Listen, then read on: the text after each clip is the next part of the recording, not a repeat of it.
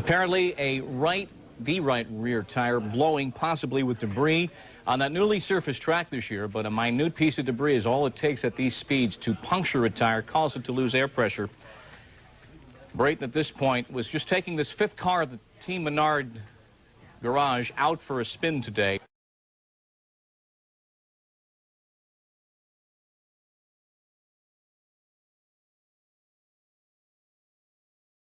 Pronounced dead 30 minutes later. 37-year-old Brayton was driving his backup car when the accident occurred. Brayton from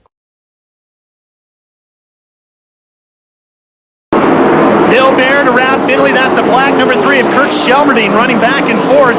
Earnhardt's old crew chief, now an ARCA stock car driver. Pretty good one at that. Oh, no doubt about it. You know, when those cars go by, it doesn't make your hair on your arm stand up. Smoker right there, trying to get the number off that. Oh, and we got a problem. 2-3 cars spinning down the back straightaway. We're going to go yellow right away. The 17 was the one that started smoking. That was Mike Cicchetti. Yeah, let's take a look at the replays here now. Cicchetti's car was the one I spotted smoking first. And we'll see if we can pick him up and where everybody else. I think Cicchetti's in front of this. Yeah, see, they're all dodging. They're all dodging. Yeah, and you can. He had what is it? The 30 car. That's Rick Shepard. He had to get in oil because you see how all of a sudden the car just spun around on him. Nobody hit him, no nothing. So you can tell the 17 car must have been dropping some oil. Rick Shepard's the first one to get it. That's Chad Coleman there. He had already hit the wall on the right side. That's why you see sparks flying from underneath, and he's just spinning around. The roof flap comes up like it's supposed to try to slow the car down, and pieces are flying. That looks like the 42 car. And the 21 of Bob Straight just sneaking through there. Yeah, Tim Bainey was, I don't know if he got involved in it. He did spin, but we don't know if he got caught up in the wreck or not.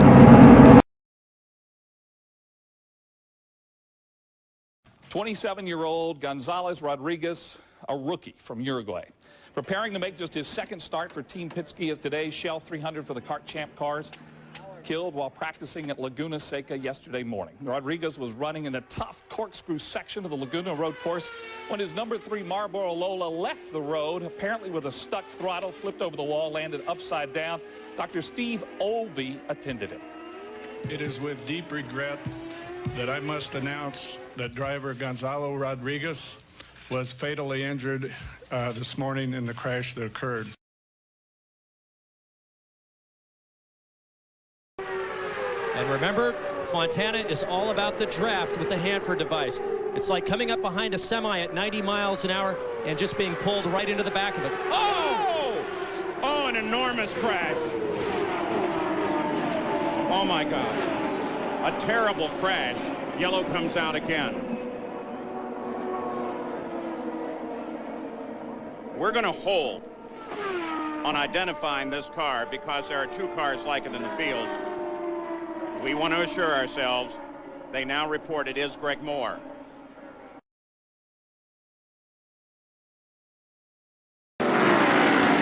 Less than 5 laps to go. Here comes Blaze Alexander. Lap traffic coming into play. Alexander to the inside of Earnhardt. He may get by him here.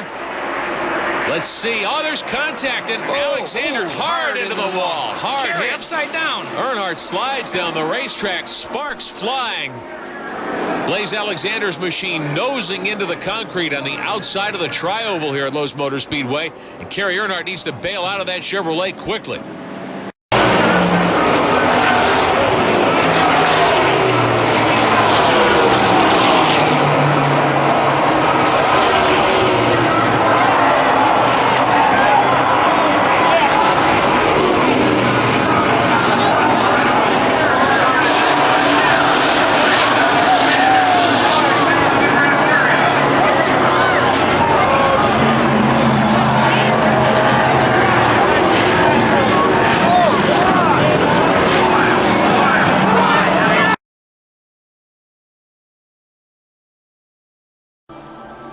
Earnhardt on the inside and Sterling Marlin outside. And Ernie going with Earnhardt down on the inside. That's going to hit. Oh, big time trouble. Terrible crash. Front of the field all torn up.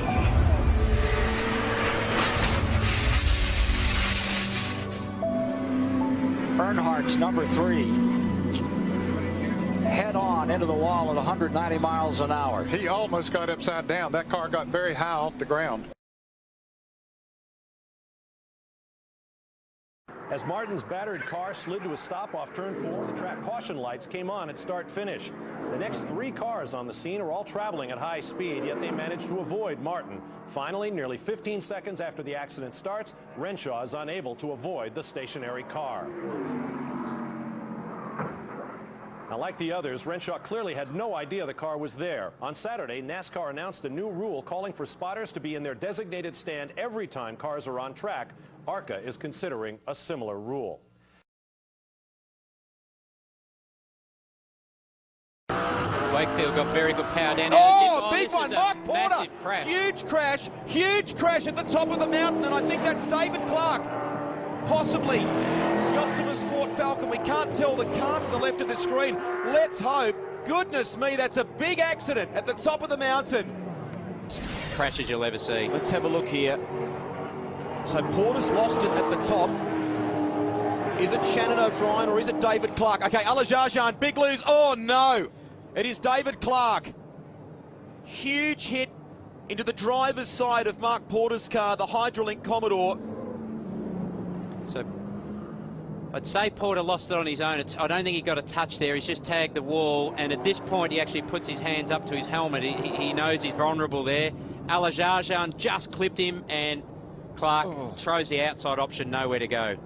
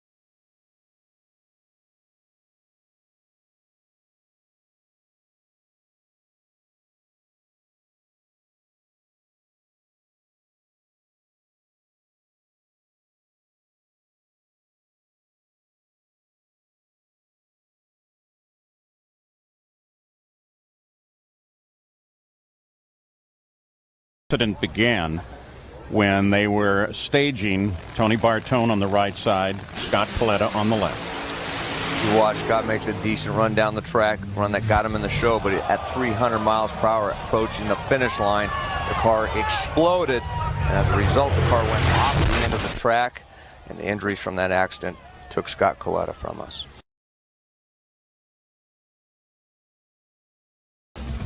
Carlos Pardo que venía adelante, ahí viene contacto y este es el impacto durísimo en la zona más peligrosa de la pista donde solamente había un contenedor de agua. Ahí pierde el control, más de 200 kilómetros por hora. Vemos ahí a... Schreckliche Bilder beim Formel-2-Rennen im britischen Brands Hatch. Bei einem Crash wird Henry Surtees schwer verletzt, stirbt wenig später im Krankenhaus. In der 9. Runde kommt Rennkollege Jack Clark von der Bahn ab, kracht in die Streckenbegrenzung. Dabei löst sich ein Rad von seinem Wagen, fliegt über die Strecke. Henry Surtees kann nicht mehr ausweichen, wird vom Reifen brutal am Kopf getroffen. Offenbar verliert der 18-Jährige sofort das Bewusstsein, denn er rast kerzengerade von der Strecke, bleibt voll auf dem Gas. Retter eilen zum Wrack und beginnen mit der Erstversorgung. Doch für den Sohn von Formel-1-Legende John Surtees kommt jede Hilfe zu spät. Im Krankenhaus stirbt er an seinen schweren Kopfverletzungen.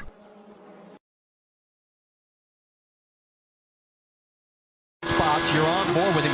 And one thing he was worried about going into this race was all that dirty air created by 34 cars. But right now, the position he's in, he actually has a small advantage because everybody else has opened the air up in front of him, and he... Oh, here we go. Trouble, contact, and a huge crash.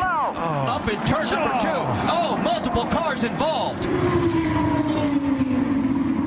And it's the second airborne car in your screen. And as you mentioned, Eddie Carr is just going for the same spot. And at this speed, it just starts to go sideways. Cars start to climb up and over. And as further cars continue to come into frame, you'll see cars starting to slide through and jump into the air, and now watch towards the catch fence.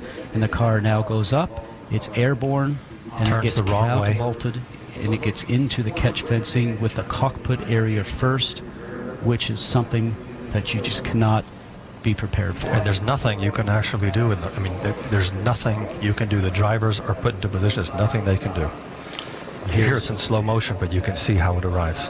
And the parts are going everywhere, and as a driver you're trying to miss the large pieces of the cars themselves, and parts are falling out of the sky. You really don't know where to go or what to do, and if you escape this and you get through it, you sort of pinch yourself when you're on the far side of it and said, I made it. And unfortunately, some did not.